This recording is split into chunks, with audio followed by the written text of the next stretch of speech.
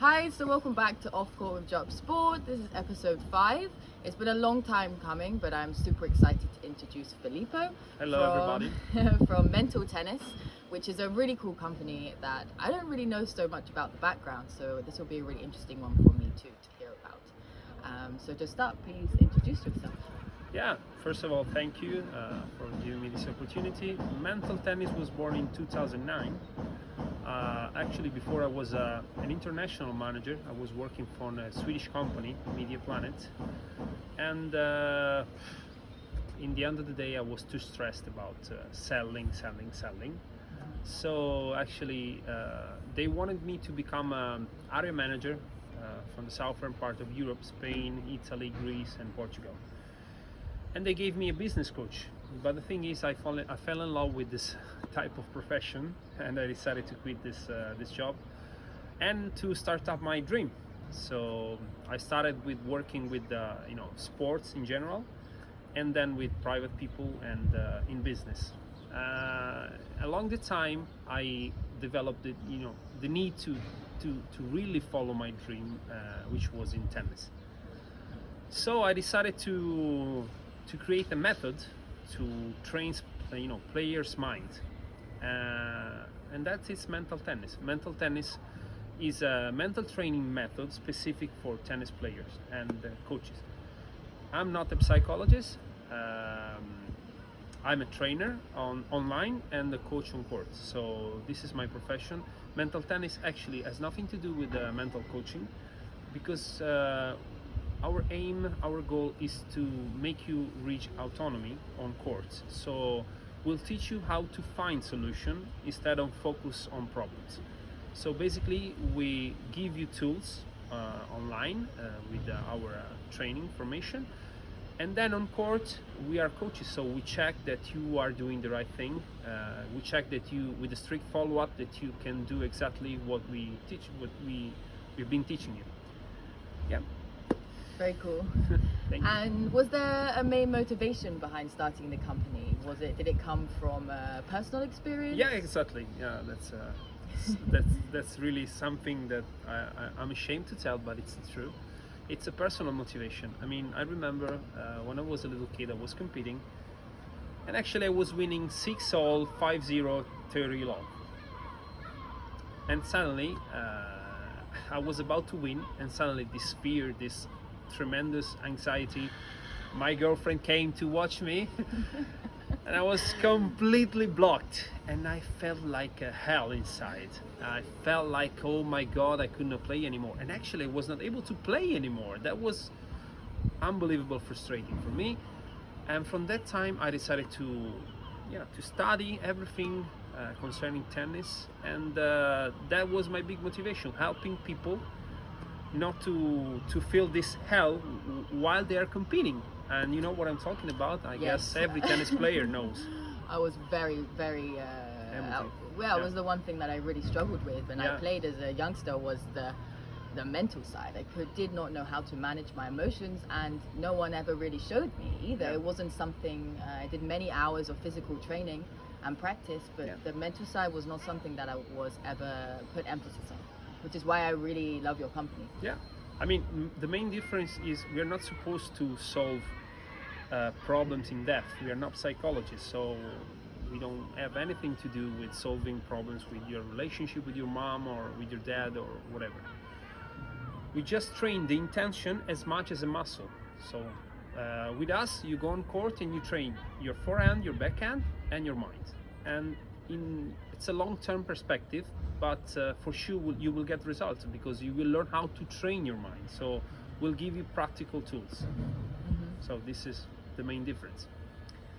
And so what's your beliefs on why do certain players make it to the top and why do certain players not? You know, what is the differentiation between those top players and people who just can't quite get there? Do you think there is a specific thing?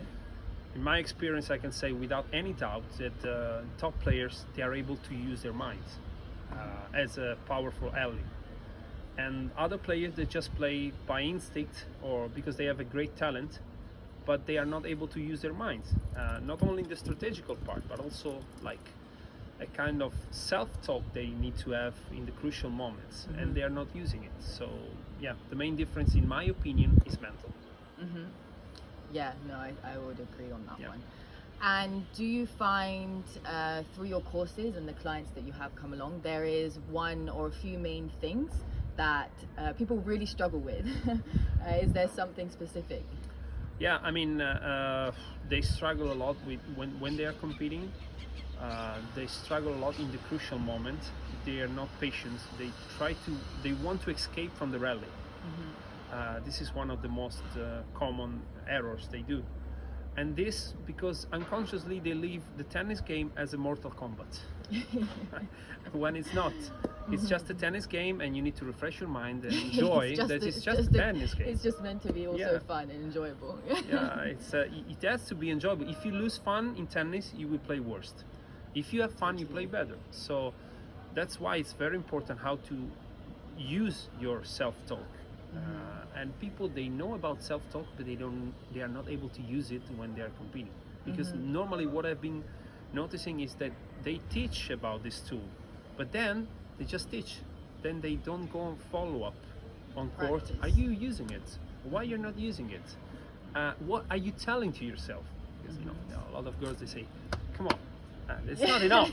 You know what I mean? Yeah, that was my next question. Like, have you found, or do you think there's a real difference between the boys and the girls, or the women and the men that come along and take your courses? Because I would say, as a woman, in general, maybe we are a bit more in touch with our emotions, or we have more access to lots of different emotions rather than just sort of like anger, which I found on the tennis court with men, that's kind of like the one that comes across. But I remember playing with you before when we've hit, and you said, I'm in pain watching you play. It's painful to watch you, because for me, I'm an emotional person in general, but I think that I really struggled because on the tennis court, I cannot, if I'm not in a strong place mentally off the court, as soon as I step onto the tennis court, I already know whether I'm going to win or lose, Exactly. But do you think that the men and women have different challenges? They have a different way to behave, but actually I just can say positive words about women, because women are,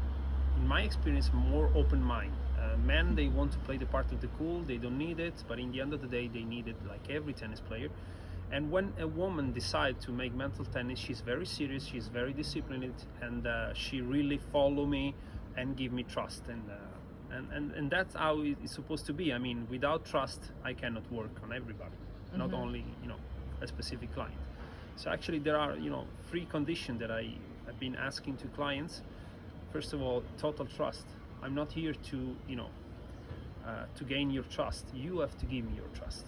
First of all. Second, I need capability to make sacrifices on court, because you need to train. If you want to become a pro, or if you want to play tennis, you have to be able to go out from your comfort zones. And third, time. Okay, this is not happen. I mean, it doesn't happen from night to day.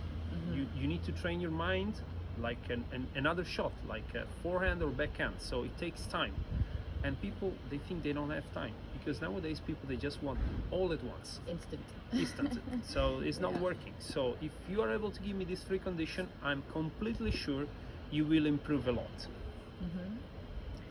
And last question, which is, who is your favorite player to watch?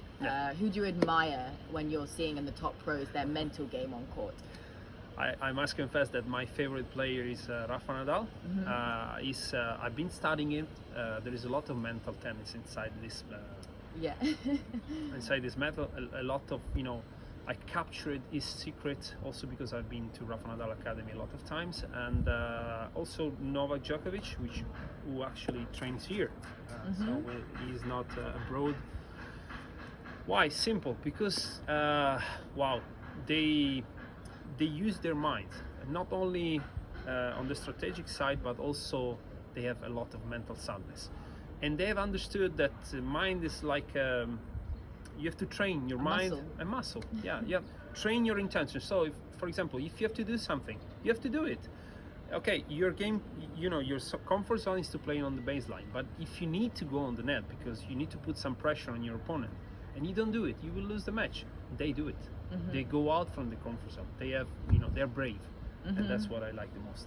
Yeah, I like that. They're brave. Yeah. Well, thank you so much. Yeah, It's been really thanks to great you. talking Thanks to to you. you. And yeah, this wonderful club, which beautiful.